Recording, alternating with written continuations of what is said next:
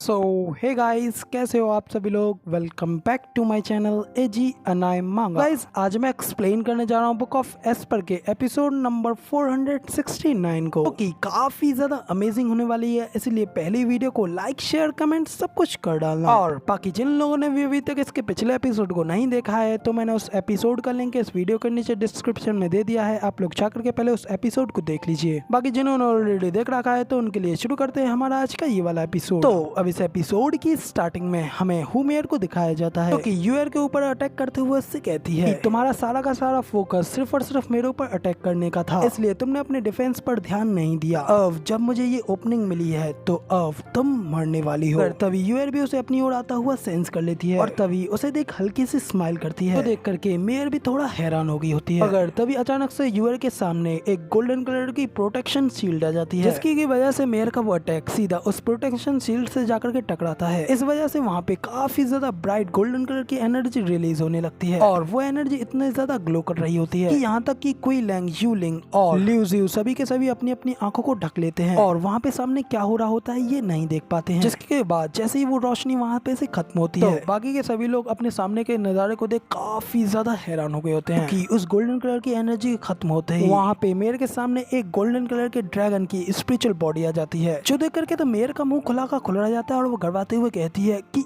आखिर ये क्या है। दूसरी ओर सेक्ट लीडर भी ये सब देख हैरान होते हुए कहता है कि ये तो एक 8th ग्रेड का डिफेंसिव डेमोनिक ट्रेजर है। तो इसका मतलब तो ये है कि ये लड़की जानबूझ करके अटैक करने के ऊपर फोकस दे रही थी, क्योंकि उसके पास उसकी प्रोटेक्शन करने के लिए ऑलरेडी सोल डिफेंस था और साथ ही बॉडी डिफेंस के लिए बॉडी आर्मर भी। फॉर से एक ज़ू फैन वो सिर्फ एक आउटर डिसाइपल है और इतना कुछ उसके लिए बहुत ज्यादा है। इतना कहने के साथ ही फिर सेक्ट लीडर अपने मन में भी कहता है और इसकी ना खत्म होने वाली आइटम्स की लिस्ट को जान करके तो मैं ही इसे अभी के अभी मार डालूं, जिसकी वजह से ये सारे ट्रेजर्स मेरे पास ही रह जाएंगे। तो अब इधर दूसरी ओर हमें यूएर की ओर दिखाया जाता है। मेयर के इतने घबराए हुए चेहरे को देख हंसते हुए उससे कहती है, सीनियर सिस्टर मेयर, अब बताओ कि आखिर अब आपको कैसा एहसास हो रहा है जबकि मेरा 8th ग्रेड का demonic treasure golden looking armour तुम्हें रोके रख रहा है। इतने में मेरे इस वेपन की सिर्फ एक ही स्ट्राइक में आज यहाँ पे तुम्हारा सारा का सारा किस्सा खत्म कर देगा। ठीक है, चलो अब देखते हैं कि आखिर तुम इस अटैक से कैसे बचोगी। कहने के साथ ही यूएर अपने डैगर से मेयर के ऊपर अटैक करने के लिए आगे बढ़ती है, जबकि मेयर घबराते हुए यूएर से कहती है कि तुमने जानबूझ करके मुझे अपनी ओर आने दिया ताकि तुम अपनी इस मेन स्ट्राइक को मेरे ऊपर मारने के लिए डेवलप कर सको। अब इधर मेयर के इतना कहते ही यूएर उसके बात के ऊपर बिल्कुल भी ध्यान दिए बिना सीधा ही मेयर के ऊपर अटैक कर देती है, जिसके के अगले सीन में हमें दिखाया जाता है कि यूएर मेयर को बीच में से काटती हुई आगे निकल जाती है। तो अब जब यूएर मेयर को काट करके आगे निकल गई होती है, दूसरी तरफ हमें मेयर को दिखाया जाता है जिसका की दम निकल रहा होता है और वो चिल्लाते हुए उसकी आंखें बंद हो रही होती है और उसकी बॉडी 2 पीसों में कट करके नीचे जमीन पर गिर गई होती है। जबकि मेयर को इतनी ब्रूटली तरीके से मरता हुआ देख करके कुई हु और लिu ज़िऊ दोनों का ही मुंह खुला का खुला रह जाता है, जबकि यहाँ तक कि यू लिंग और कुई लैंग वो दोनों भी काफी ज्यादा हैरान खड़े होते हैं। और न सिर्फ वो लोग, ग्रैंड मास्टर और वेनरेबल सी का भी मुंह खुला का खुला रह जाता है। जबकि सेक्ट लीडर हंसते हुए कहते हैं तो फाइनली अब ये चैलेंज पूरी तरीके से खत्म हो चुका है। हमारे सेक्ट की एक ग्रेट इनर डिसाइपल एक आउटर डिसाइपल के सिर्फ एक सिंगल स्ट्राइक से ही पूरी तरीके से खत्म हो चुकी है। तो इसलिए क्लियर होता है कि वो एक एलाइट डिसाइपल बनने के लिए बिल्कुल भी वर्दी नहीं थी और इससे केवल यही साबित होता है कि वो इनर सेक्ट की विच बिल्कुल ही घटिया थी। तो सेक्ट लीडर की सारी बातें सुनने के बाद में वेनरेबल सी आगे कुछ नहीं कह पाते और सिर्फ गुस्से में अपने दांत ही पीसते रह जाते हैं, जिसके बाद वो सेक्ट लीडर से कहते हैं कि सेक्ट लीडर हुमेर अपनी पुअर स्किल्स की वजह से अब मारी जा चुकी है, लेकिन इसका मतलब ये नहीं है कि बाकी के सभी लोग भी बिल्कुल उसी की तरह हों, इसलिए बाकी के सभी डिसाइपल स्टिल अभी भी एक एलाइट डिसाइपल बनने के लिए काबिल हैं। तो ये सुन सेक्ट लीडर उसके ऊपर चिल्लाते हुए कहते हैं कि शर्मनाक, क्या तुम्हें लगता है कि मैं डबल ड्रैगन गैदरिंग में इतने ज्यादा बेकार एलाइट्स को लेकर के जाऊंगा?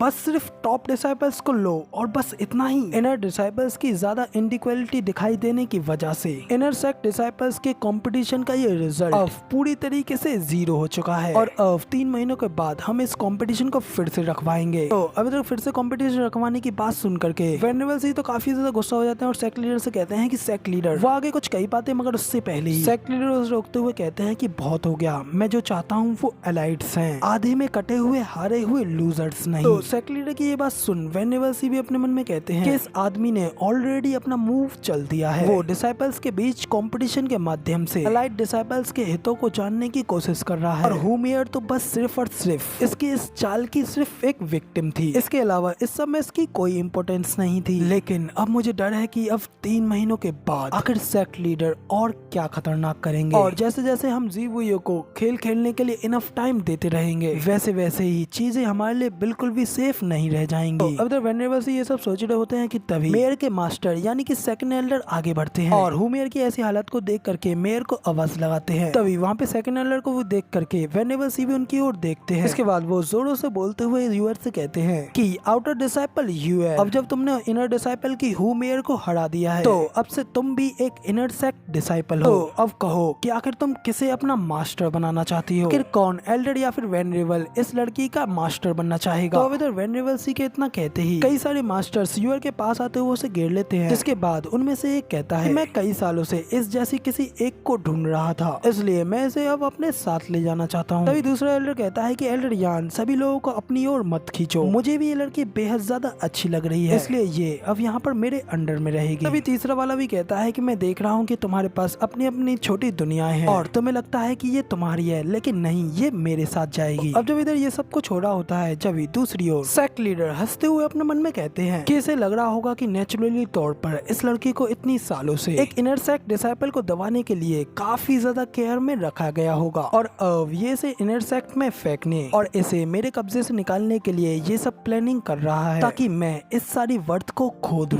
लेकिन ये सब कुछ कितना ज्यादा फनी है क्योंकि वैसे भी ये लड़की मेरी नहीं बल्कि ज़ूफेन की है और ज़ूफेन के मेथड तो सचमुच में बेहद ही ज्यादा अमेजिंग है। ये सब कुछ सोच करके सेक्ट लीडर वहाँ से बिना कुछ कहे जाने लगता है, जबकि सेक्ट लीडर को इस तरीके से जाता हुआ देख करके वेनेबल सी भी अपने मन में कहते हैं कि आखिर अब ये सब क्या चल रहा है और क्या ये लड़की अब उसका मोहरा नहीं है या फिर क्या इसके कुछ और अदर प्लान है। ये सब सोचने के बाद वेनेबल सी आगे सेक्ट लीडर से कहते हैं सेक्ट लीडर सभी लोग इस लड़की को अपना डिसाइपल बनाने के लिए अपना अपना इंटरेस्ट शो करा रहे हैं, लेकिन ये सब कुछ डिसाइड करना बेहद ही ज्यादा मुश्किल है और जैसा कि मैं देख रहा हूँ अब जैसा कि हुमियर मारी जा चुकी है और सेकंड एल्डर अपने डियरेस्ट डिसाइपल को हार चुके हैं, तो यूअर को अपने लिए लेने से सेकंड एल्डर का भी टूटा हुआ दिल जुड़ जाएगा। तो अब इधर वेनेबल सी की ये बात सुनने के बाद में बाकी के सभी एल्डर्स भी उन्हें देखते हुए उनसे कहते हैं कि तुम सड़े हुए ये बिल्कुल भी अच्छा नहीं है, तुम सीधा सीधा ये मेंशन कर रहे हो, सब कुछ तुम खुद ही अपने पास लेना चाहते हो। तभी दूसरा वाला भी कहता है कि हाँ, दिलों को सुधारने वाला ये नाटक देखो तो जरा ये सेकंड एल्डर कितना ज्यादा कमीना है और क्या आपको उसके चेहरे पर कोई भी चोट नजर आ रही है। इधर यूलिंग भी गुस्से में अपने दांत पीसते हुए अपने मन में कहती है ओ नहीं, मैंने ये बिच्छू का टैटू अपने फेस पर बनवाया था क्योंकि मैं इस बूढ़े बास्टर्ड कमीने से डरती थी और यूअर क्या तुम्हारी भी बिल्कुल मेरी तरह ही नसीब होने वाला है। अब इधर यूलिंग ये सब सोच ही रही होती है कि उसके पीछे से एक एल्डर आगे बढ़ते हैं और वेनरेबल सी से कहते हैं वेनरेबल सी आप गलत कह रहे हैं, इस इनर सेक्ट कंपटीशन में किसी भी तरीके के ग्रजेस को नहीं रखना चाहिए और एक बार जब आप इस फाइटिंग रिंग में कदम रखते हैं तो यहाँ पर इस जगह में इमोशंस की कोई जगह नहीं है क्योंकि यहाँ पे इस रिंग में तो लाइफ एंड डेथ तो सिर्फ एक ही पल में तय हो जाती है और हम लोग तो यहाँ पे एल्डर्स और वेनरेबल्स हैं और अगर हम ही लोग उनकी फेथ के आदी हो जाएंगे तो फिर आखिर हम लोग उनकी केयर कैसे कर पाएंगे। तो अब इधर यहाँ पे उस एल्डर को आता हुआ देख करके यूलिंग भी काफी ज्यादा खुश हो जाती है क्योंकि वो कोई और नहीं बल्कि यूलिंग के ही मास्टर होते हैं। अब तभी यूलिंग के मास्टर आगे कहते हैं क्योंकि मेरी डिसाइपल ऑलरेडी यूलिंग है और ये लड़की इसकी सिस्टर है, तो इसलिए जब ये दोनों लड़कियां एक साथ मिलकर के काम करेंगी तो इससे इन लड़कियों का फ्यूचर बिल्कुल ही लिमिटलेस हो जाएगा, जिसके बाद ये लोग पक्का से डबल ड्रैगन गैदरिंग में एक ग्लोरी को अचीव जरूर करेंगे। तो अब इधर यूलिंग के मास्टर को ये सब कहता हुआ देख करके ऊपर से सेकंड एल्डर चिल्लाते हुए उनसे कहते हैं कि वेनरेबल बाई, क्या आप एक डिसाइपल के लिए मुझसे फाइट लड़ना चाहते हैं। वेनरेबल बाई भी कहते हैं कि मैं तो सिर्फ यहाँ पे सेक्ट के फ्यूचर की केयर कर रहा हूँ और सिर्फ फैक्ट के बेसिस पर ही बात कर रहा हूँ और अगर मैं तुम्हारे साथ कम्पीट भी करता हूँ तो